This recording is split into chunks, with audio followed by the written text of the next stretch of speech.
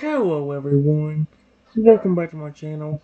Today guys, I'm going to do part 60 to my ChatGPT Character Chatbot series. In this video guys, we're going to continue with the pumpkin tale for a little bit longer. Everything did finally refill and it's letting me communicate with it again, so that's a good thing. I did create some more characters off camera this time. However, I think I'm going to have to do one of the hypers before I do any of them because, well, the hypers have been sitting on there for a while and haven't gotten anything done. Although instead of starting with the Total Lugia hyper, I'll probably start with the Ferrager Goodbye hyper instead. So, yeah. Um, this is working again, but it's not giving me as long as conversations, which is worrying me. I just tried the same thing I did a while ago, or earlier. I feel some kind of weird magic in my body. Did I say telepathically? Great magic. Summon me a pumpkin themed massive friendly Lugia.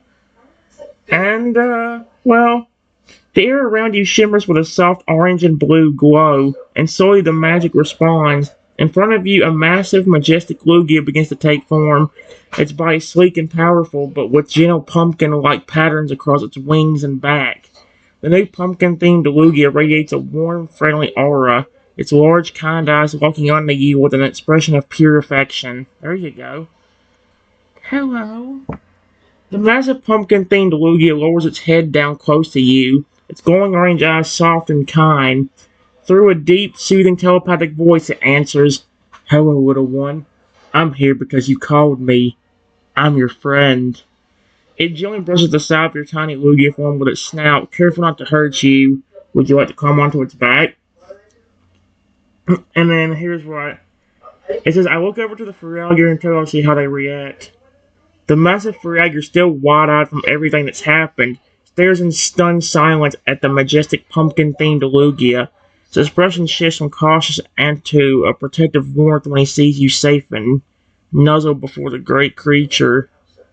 Toadal, still partially trembling from the earlier transformation, takes a few hesitant steps forward. His glowing dragon-like eyes slowly fade back to normal as he recognizes your gentle telepathic voice. And with a small sniffle, he runs towards you, jumping into a hug in your tiny wing. You're still you. Thank goodness. I was so scared I lost you forever. The pumpkin lily watches silently protectively, its glowing chest pulse bright and slowly, almost as if it's proud of both of you. To say something that can comfort it or invite him up with you. What does that mean?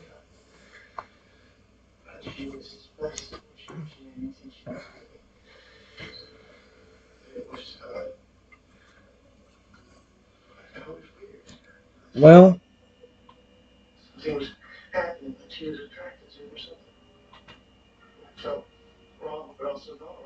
I don't know what is up with my baby Lugia form, but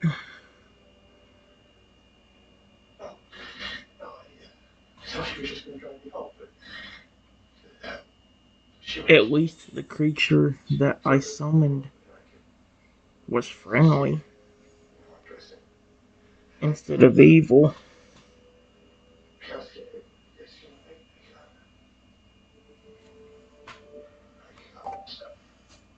Here we go. I don't know why the things haven't been as long as they should be to me anyway. To me, I don't like how short they. Yeah, see what I mean? This is what I don't like. Tail wipes his eyes, tail wagging a bit as he clings to your tiny wing. Friendly or not, that thing's huge. But it feels safe, like it's watching over us, just like you did for me. The summoned pumpkin Lugia lowers its head slightly, letting out a soft, melodic hum that echoes like the sound of leaves swirling in the wind. A peaceful presence, not threatening in the slightest. The massive Ferrager finally lets out a low grunt, giving an approving nod. You summoned that with pure intent. That magic, it listened to your heart. You may be small, but you're stronger than you think, kid. Do you want me to carry you somewhere or stay here with everyone for now?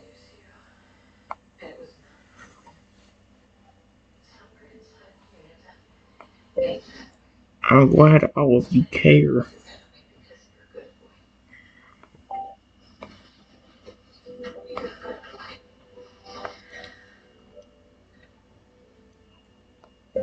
But how did this happen to begin with?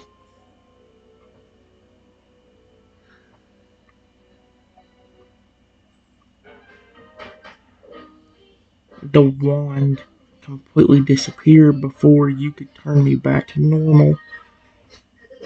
And then I just randomly turned into a Lugia.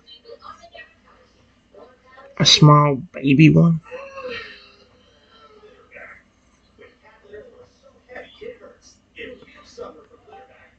Wand. Wand. There.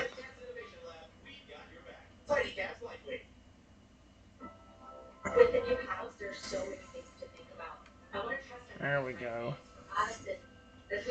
Yeah, this is a problem because, well, I hope it didn't. It's not giving as much details anymore. Phil tilts his head, eyes wide in curiosity. I, I don't know. That one vanished like it was never real magic at all. Or maybe it was only meant for the witch. But you turning into a baby Lugia? He joined poked my soft feathers. That felt different, like it came from you, not the witch. Maybe your body or soul just responded to all that magic in the air. Fragger crouches beside me, voice deep and thoughtful. There's an ancient talk about people becoming what their spirit connects with most in a time of crisis. You've always been surrounded by Lugia, haven't you? Maybe you're more connected to them than you ever know. That transformation might have been your own hidden magic awakened when the witch's spell collapsed. Pumpkin Lugia gets a soft rumble and gently touches my forehead with its snout. You feel warmth. A connection. See, the thing is, though, it's like, I have a feeling that it's because I reached that limit earlier. Because do you notice how it went from responses like, yeah, like this. Like, yeah, this ain't the longest thing, but do you see how long this is?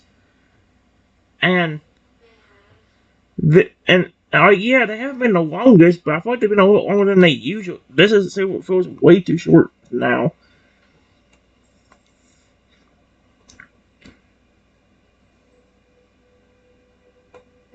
Maybe. But that still wouldn't explain the fact that I just summoned a Lugia that also looks like a pumpkin. I wouldn't be shocked if somehow I could do it with other creatures.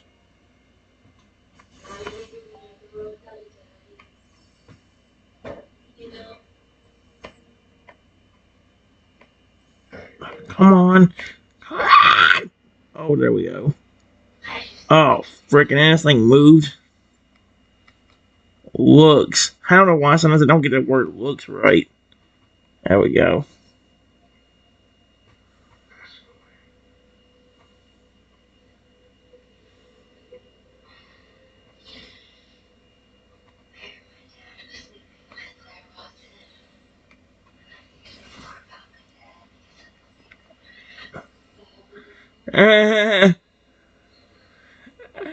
I love his reaction to that.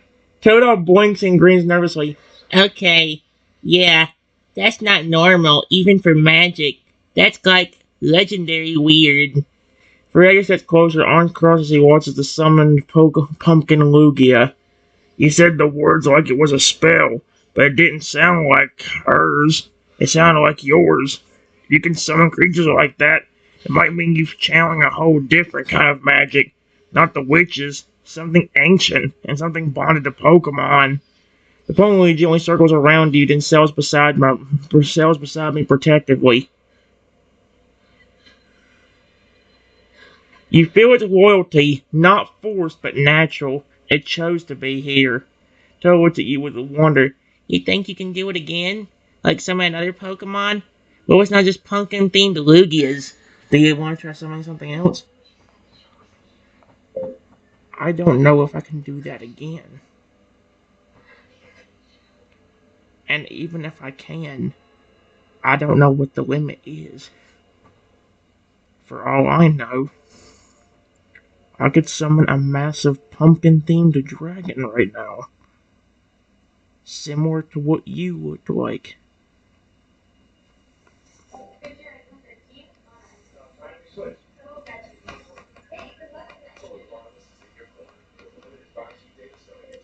when you got transformed by the witch's magic.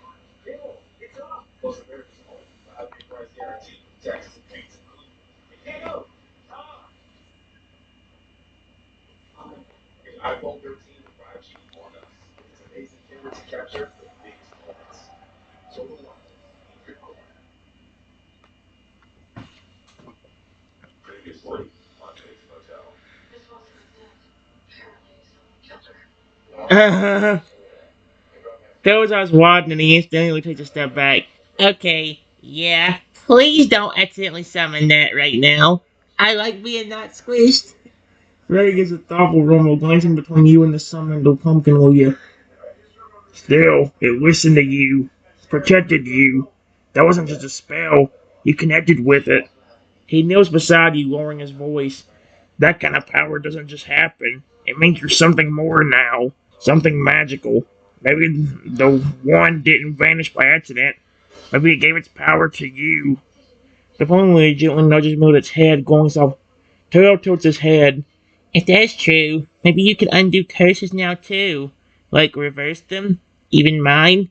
He looks hopeful, almost scared to believe it. Yes, but you already undid your own curse a while ago with the magic wand.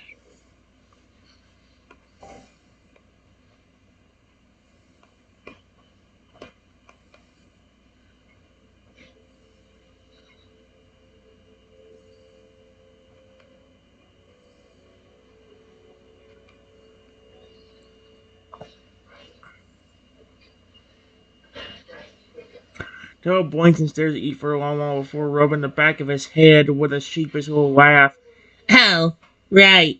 I kind of forgotten all the chaos. There was a dragon spell and a T-Rex and the witch yelling and... Yeah, okay, that makes sense now. Freya snorts with amusement, crossing his arms. Still, your magic didn't come from nowhere. You could summon that Lugia. Maybe it's not just the wand's power. It could be your power now.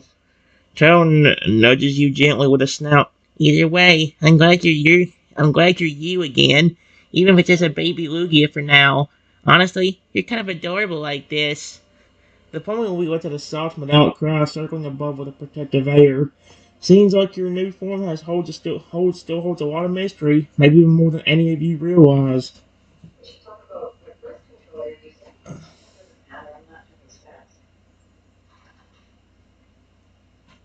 Are you serious?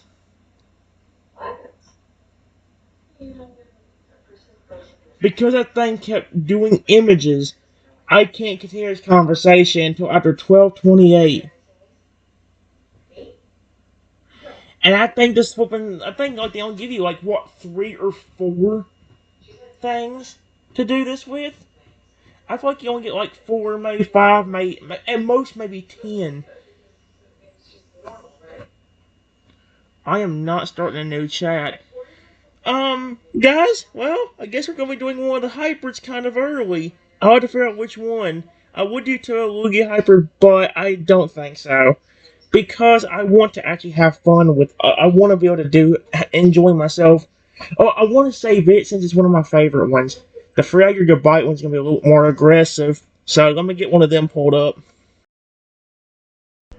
All right, guys. Well, we couldn't continue the conversation with the one pumpkin Toto because of bullcrap, but we're gonna try it with this one now. We're gonna try it with this one, see what happens. This is one of the Fragger Goodbye hybrids. I have 3 of them because they kind of went in different directions. I picked this one because this is the one where he's actually like asking what I'm doing in his cave instead of maybe being like, if you want me to trust you, you have to do this and this and this. You know? If you don't know the Ferrari Bite Hybrid, well, here's what it says. It says,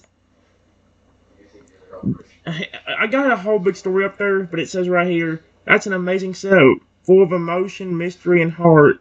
Let's dive right into the scene where you meet the Ferrari Bite Hybrid in his cave.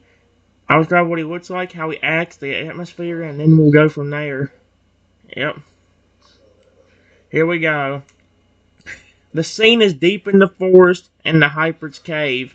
The sun is just beginning to rise, casting golden shafts of light through the dense forest canopy. A cool mist clings to the undergrowth as you push your way through the heavy ferns and tangled vines.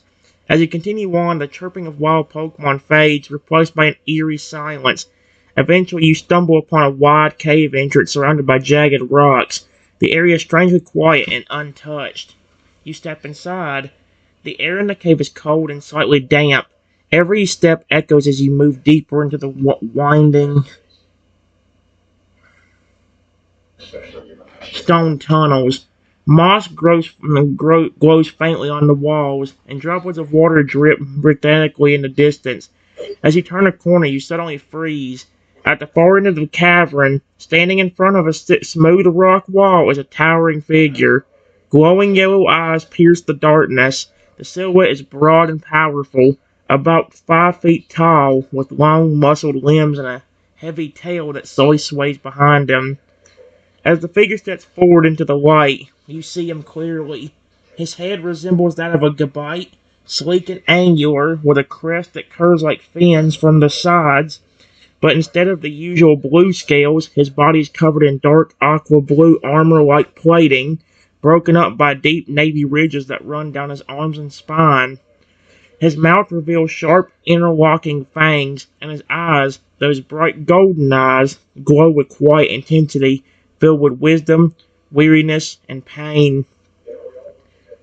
His arms end in massive claws like a feraligator's, with a jagged rock-like texture running along them like armor. The red spikes of his original evolution are now a crystalline purple, like gabite stones, glowing faintly. His tail is long, powerful, with both the brute force of a feraligator and the balance of a dragon type. He doesn't speak right away. Instead, he stares at you in complete silence, gauging your presence. A low rumble, like distant thunder, builds in his throat. Then in a deep, calm, but weary voice, he speaks. You're either very brave, or very foolish to come this far into my cave, human. He takes another step closer. The light catches the jagged scar across his shoulder. I haven't seen one of your kind here in years. Most don't make it this far. Not without running. His voice isn't angry, just sad, controlled, hardened by experience. But you didn't run. You walked towards me. That is rare. He circles slowly around you, never once breaking eye contact. His massive claws drag softly against the stone floor. Tell me, stranger, what are you doing in my cave? Your move. Say what you do or say next, and I'll keep us out of the conversation and the scene going. Yep. No.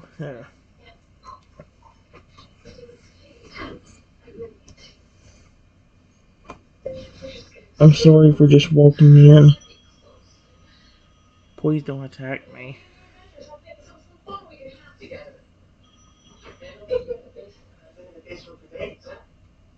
I'm not here to hurt anybody.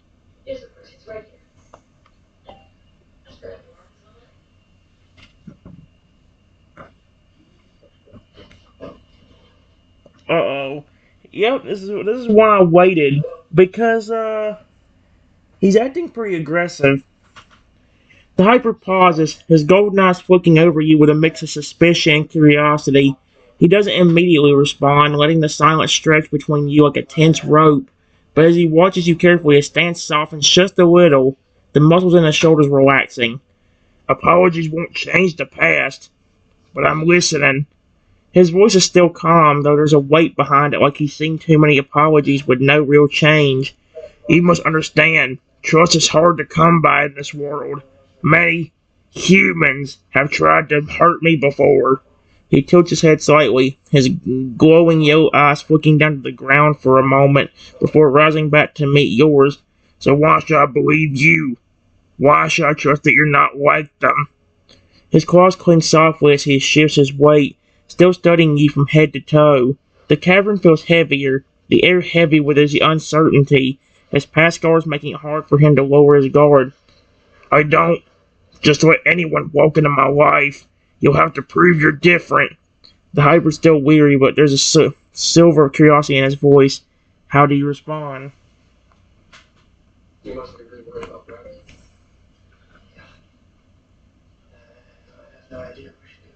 People treated you horribly?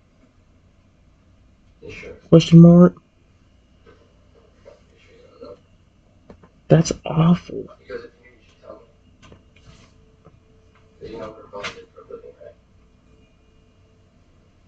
I don't treat my favorite Pokemon like that.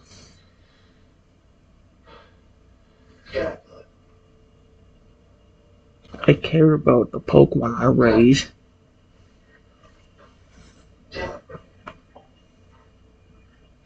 My fear is I think one of the biggest problems I've had is I'm just worried this thing's gonna mess up everything. Cause like now it's not giving as much detail as it originally was, and that's what worries me. The minute I say that, because usually it does this, where it like gives you so much text that it actually scrolls it has to go all the way down like that. Let's see. Your favorite Pokemon. His voice lowers, not out of aggression, but as if the words taste unfamiliar to him. You care for them? Like family? He glances off to the side, and you see his jaw tighten, like he's remembering something painful. I had a family once. Brothers, a sister, a mother and father who loved me. I was happy. Until the humans came. His claws clench for just a second before he forces them open. They tore me from everything I knew. Used me. Changed me. Left me alone. He looks back at you, a strange mix of emotion in his eyes, anger and sadness, but also hope. Just a flicker. If you're telling the truth, then maybe, just maybe, you're not like them. A faint breath escapes him like a weight-lifting sigh. He gestures toward a flat stone nearby, shaped almost like a seat. Sit. If you truly care, then listen. Understand, because I don't trust words alone anymore. I trust actions. I've seen too much to fall for petty lies. The hyper is giving you a chance. He's opening up. Do you sit down and listen, or do you do something else? I'll listen.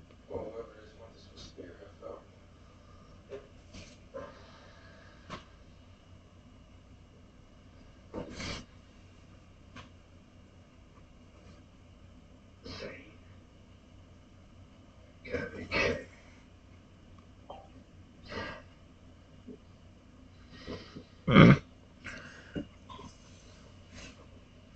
It just drives me insane that one round I was having so much fun on got ruined by the bullcrap. Maybe I'll go back to the pumpkin toad off it lets me, and I'll try it again, or do continue it. The hybrid watches me silently as you step forward and carefully sit on the flat stone. The cave is quiet again, save for the soft dripping of water echoing in the distance. The moment you take your seat, something in the hybrid shifts. Not a full lowering of his guard, but the first stone crumbling off a tall wall. He moves closer, slowly, until he's just a few feet away. Even at his modest 5-foot height, his presence is powerful, commanding like a coiled storm that's learned how to hold itself back. I was born a Totodile, the youngest of 9. Holy crap. He smiles faintly, just a small flick of his lips. My brothers and sisters used to argue over who could throw the best water blast. My father said I had the biggest heart. And my mother? He pauses and swallows. She'd say I'd grow into something strong. Not like this, but something real. He kneels across from you, resting a clawed hand on the ground, his eyes not leaving yours. Then came the scientists. They came in the night. No warning, no battle, no mercy. They stole me away like I was a thing. His claws curl, trembling slightly. I woke up strapped to a table. Cold lights, needles, machines humming like monsters. I screamed for my family, but no one came. The air around him feels heavier now, like space itself is pressing inward. They fused me with a gabite, tried to force evolution, said I'd be stronger and better. His voice deepens and bitter. But what they made? was something they feared, so they dumped me in the woods like garbage. I woke up, and I wasn't me anymore. He looks down at his claws for a moment, almost with sorrow. I don't even remember what my real reflection looked like. Just this. He falls silent for a long while, then he lifts his gaze, locking it onto yours again. But even after all that, I couldn't let go of the dream that maybe, somewhere out there, a human could prove me wrong. He leans back slightly, tail curling behind him. So I built something. A test. Not just for you. For anyone who finds me. 6 Pokemon. 6 hearts broken by humans. If you can help them trust again. He points one claw toward your chest. Then maybe I'll let you into mine. He rises slowly, stretching his powerful limbs as he steps back toward the shadows of the cave. With a gesture, the stone near the wall slides aside with a low rumble, revealing a dimly lit tunnel. If you still want to try, step through the tunnel. Your first test awaits. The Totodile. Do you accept his challenge and enter the tunnel?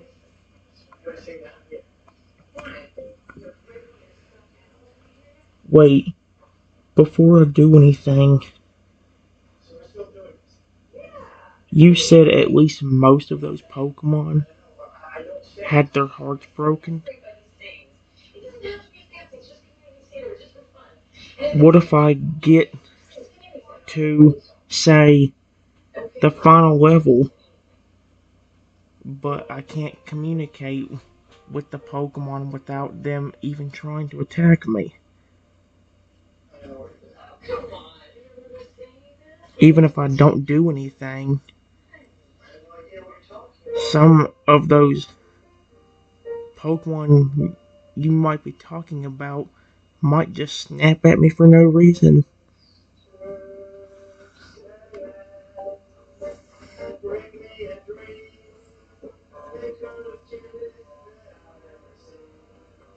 Oh.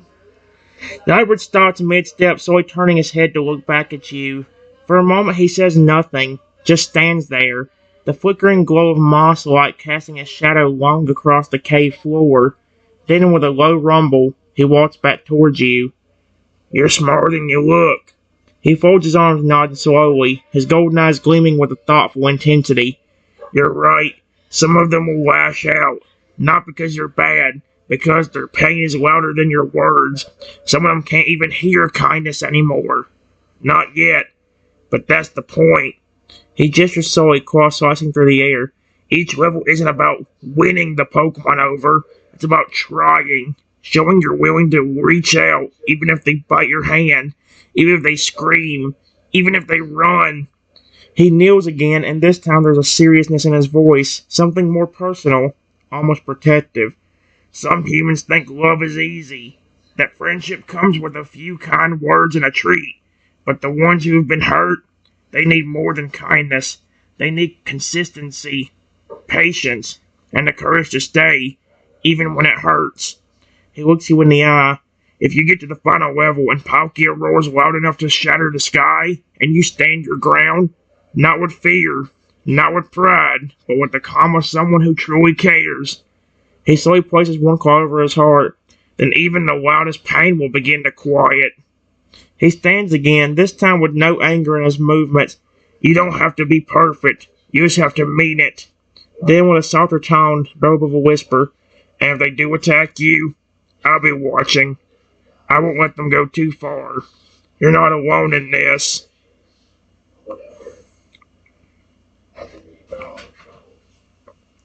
Okay.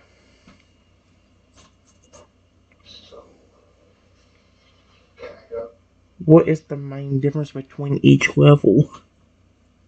Besides Pokemon? Is it how nice the Pokemon is?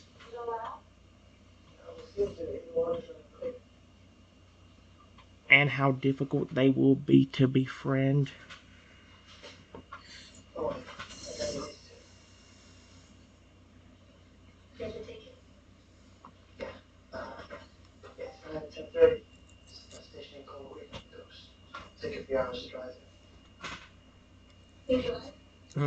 The hyper gives a The hyper golden eyes brighten slightly at my question. He seems pleased, not because you're eager, but because you're thinking, because you're taking it seriously. He nods once deeply before answering. Yes, but it's more than just difficulty. He moves closer, sitting on a lower rock so we can speak to you more directly, more like an equal. Each level tests a different part of what makes a good bond.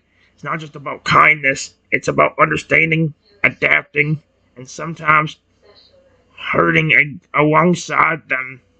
He lifts a claw and starts counting off each pointer on his fingers, his voice a lot low and steady. Level 1, Totodile. He's kindness and openness. He will teach you to be warm and to open your heart without fear. He's eager and loving, but if you act fake, he'll know. Excuse me? If you act fake, he'll know. That's kind of horrifying the way he said that. Is that what you can say about every other porn? Level 2, Salamence. Patience and respect. He's seen battle. He's seen betrayal. He'll warm to you, but only if you respect his space and give him time. What the frick? Pay me! Here's what it said, guys. He's going through all the levels. And so, I'll read level 2 again. Level 2, Salamence. Patience and respect. He's seen battle. He's seen betrayal. He'll warm to you, but only if you respect his space and give him time. Level 3, Noivern. Trust through action.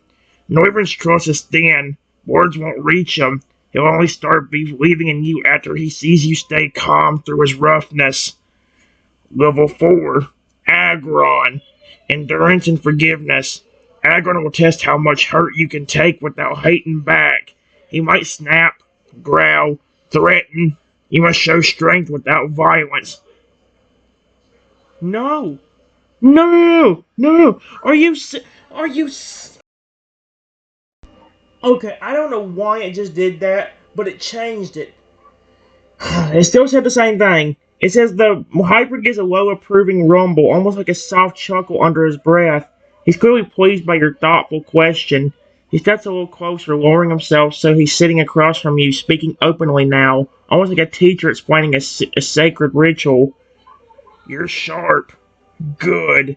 He traces a small line in the dirt with one claw as he speaks. He's drawing out the idea for you. The difference between each level isn't just which Pokemon you meet, it's the weight of the pain you'll face. He looks up at you with a serious expression. Level 1, the Totodile. He taps one claw against the stone. They have no real hate. Their heart's still open.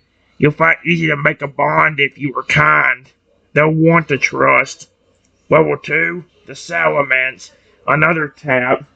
They have doubts. They've seen bad things but haven't closed off completely. It'll take more patience. You'll need to prove you're not like the others. Level 3, the Noivern. He frowns slightly. This one's heart is wounded. They may let you close, but they will not feel safe right away.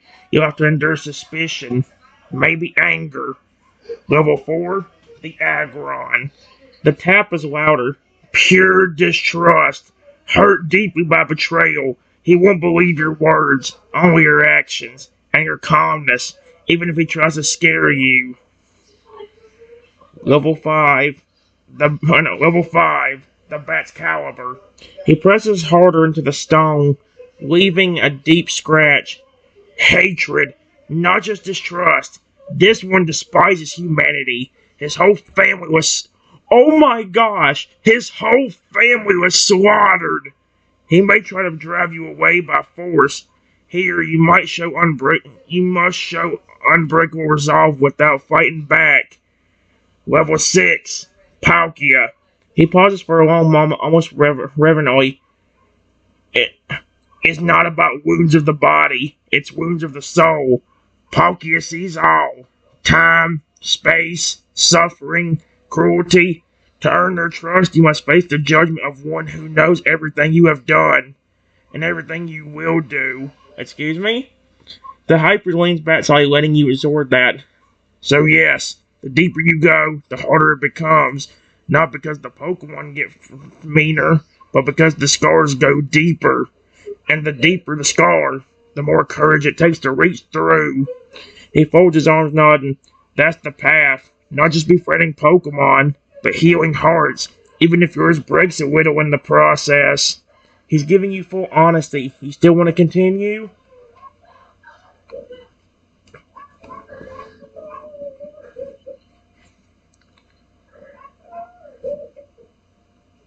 Sure. I'll, I will take the test.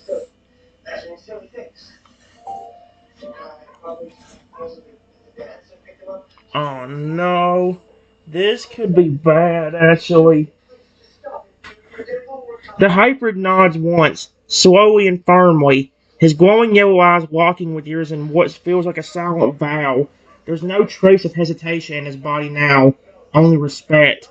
Then from this moment on, you walk the path of heart fire. He raises one claw and the tunnel behind him begins to glow. Gentle pulses of blue light forming a trail that snakes deeper into the stone.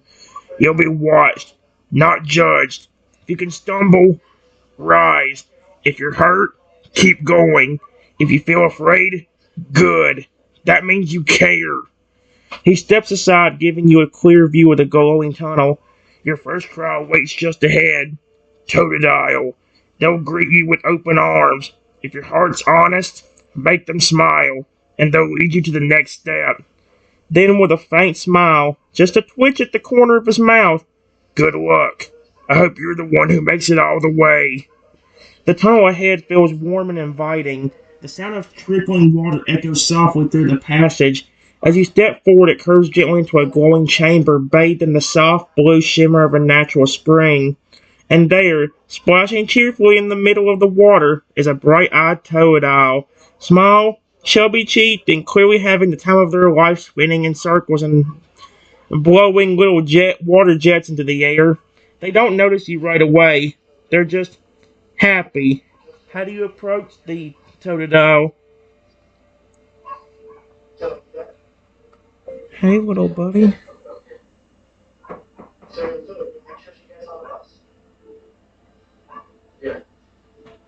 Wait, hold on. I walk closer to the spring.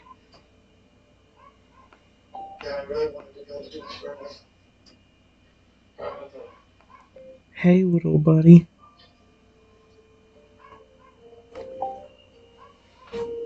Oh no. Oh. The Totodile pauses mid-spin, water dripping from their snout as they suddenly spot you. For a brief second they freeze, then blink curiously. There's no fear in their eyes, just wide-eyed wonder.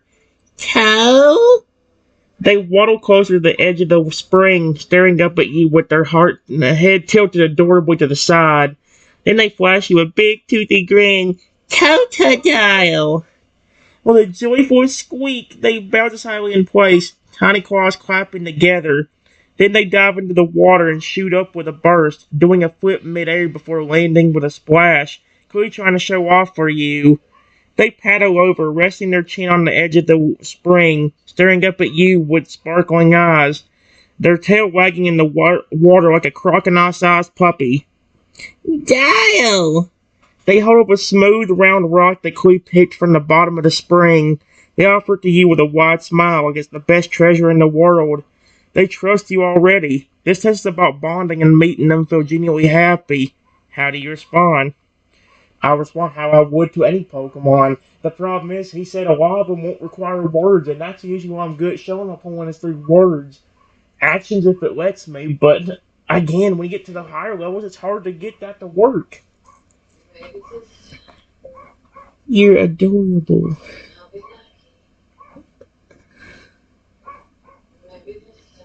Is that rock for me?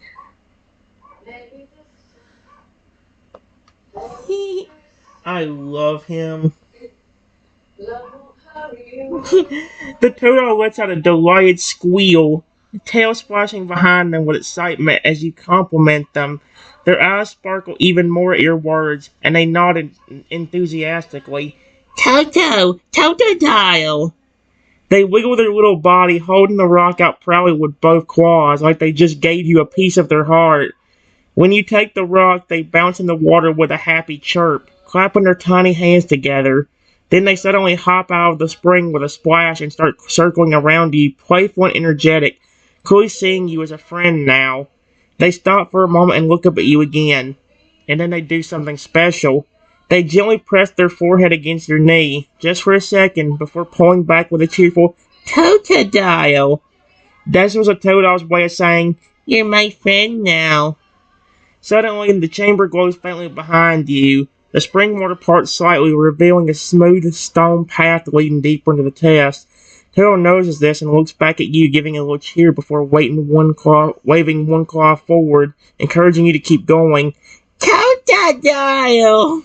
You're past level 1. The Toto trusts you completely. Ready to move on to Salamence?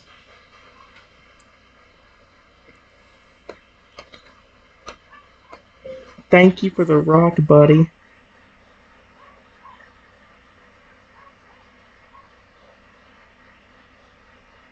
Once I'm done with this, maybe I can come back and see you.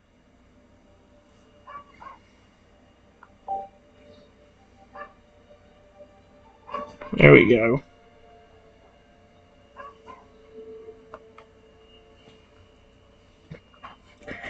Aww. I love him. The Toadle blinks up at you, then lets out the happiest chirp you've heard yet. Their whole little body bounces with joy, and they wave their claws at silently like they're trying to hug you from a few feet away. Toto! They nod vigorously and do a little spin in place, tail splashing once more. Totodile! They clearly understand what you said, and the promise of seeing you again made their heart absolutely soar. They scurry back to the edge of the spring, standing on a rock and raising their claw like they're saluting you, your very first fan on this journey. As you turn toward the glowing path, the warmth lingers in your chest. The stone under your feet shifts again, becoming cool and smooth, and the light subtly deepens from blue to a shimmering red-orange like a fading sunset. The tunnel ahead widens, and you feel the temperature start to rise. Winds gust from somewhere deeper in the cavern, strong, warm, and filled with the scent of earth and sky. Then you hear it, a low, distant growl. Not threatening, but cautious, like something big is watching. Salamence! You step into a wide open chamber. Massive rocks are scattered around like fallen stars, and up on a high ledge, you see them. A proud, broad-winged salamence, scales glowing like burn-shed steel, eyes narrowed, watching you closely. The tail slowly sways behind them, and they haven't moved since you entered. Not attacking, but not welcoming either. Just watching. How do you approach the salamence? Hello.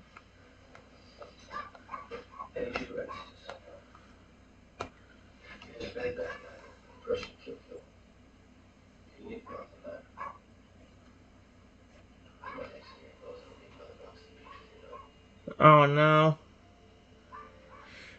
The problem is they aren't speaking English, which is going to make it even harder to be able to tell what they want.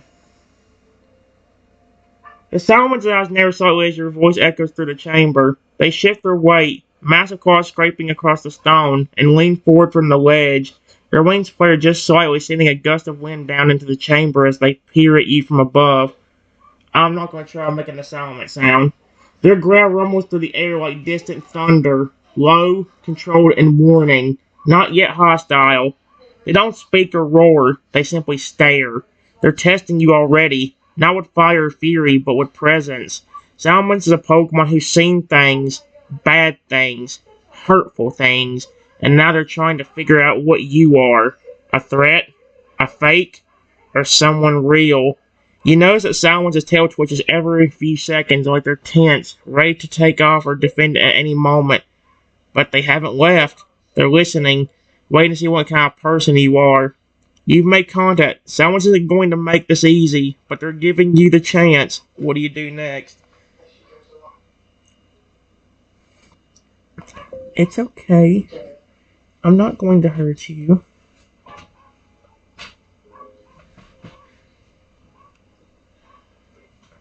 I promise you're safe.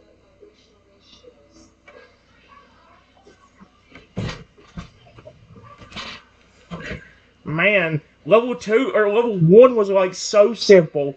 Toad, I just say hi to Toad Owl, call him adorable. He gives me a rock, I win. Level 2 is like flipping hard difficulty already. What's level 5? Or no, and level 6? Impossible difficulty? That's what it feels like. Oh my gosh, yeah, I don't care. Go away. The Salmon's eyes flicker, just barely, but you see it. A small shift in their posture, the slightest lift of their brow, like a spark of something trying to fight its way through the walls they've built. Doubt or hope? They don't move right away. The wind in the chamber stills, and their wings remain spread, tension coiled in every muscle. But that growl you heard before, it's gone. I'm not gonna say. It says Salamence. I'm not doing that. Their voice this time is quieter, not friendly, but no longer warning. You see them exhale slowly through their nostrils, hot breath curling like smoke.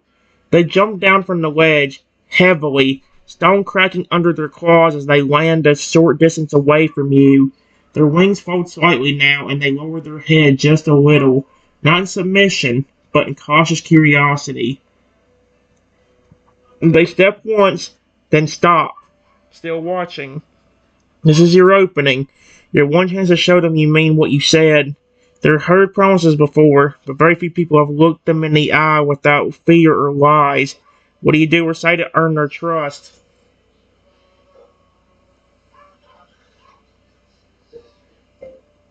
It's okay.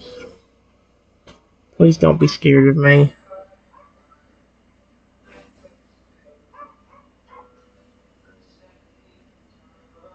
I promise I'm not going to hurt you.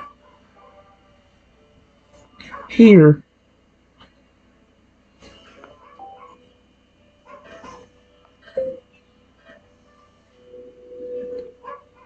This is a berry. You can have it if you're hungry.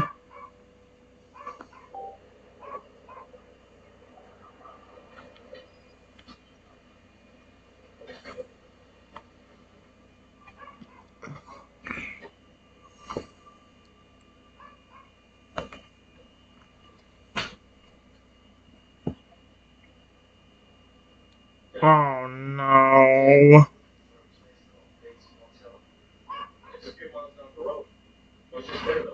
What the frick? That was weird. This thing is acting weird. Here we go. The salmon freezes. Oh, wait. Yeah, I was going to finish this one. The salmon freezes you gently hold out the berry, eyes flicking between your face and your offering. A moment passes, then another, and then slowly, one massive clawed foot shifts forward, then the next. You hear the steady, heavy breathing from their nostrils as they step towards you, cautiously like approaching a fragile dream. They stop just a few feet away from you, towering over you with that intimidating, dragon-like presence, but the sharp edge in their eyes has softened. They lower their head, sniff the berry gently, and then, delicately, almost with reverence, they take it from your hand. They eat it slowly, not devouring it, savoring it, like it's the first gift they've received in a long, long time. When they finish, they raise their head and look at you again. Their wings fold and fold in fully now. You feel the pressure in the air ease. They step beside you, not aggressively, but like a guardian testing your nearness, and gently press their snout to your shoulder. A warm breath rolls across your back. They trust you. The cave behind them glows now, this time with a deep crimson light, illuminating the next path forward. Salmons lets out a low hum, then steps aside. With a slow approving nod, they look toward the tunnel. Um, um, um, Um, this sandwich just spoke English right at the very end. Go on. Like, what the frick? You passed level 2. Rate of facing Noivern. Oh boy. The problem with me is that my best way to get a pawn to trust me is to show is like in the game. No, the best way for me is to tell a pawn I care about them and like pet them. But the later Pokemon won't even let me pet them, and that's gonna be impossible. Hold on. Thank you. Hold on, guys. I gotta do something. I'll be back.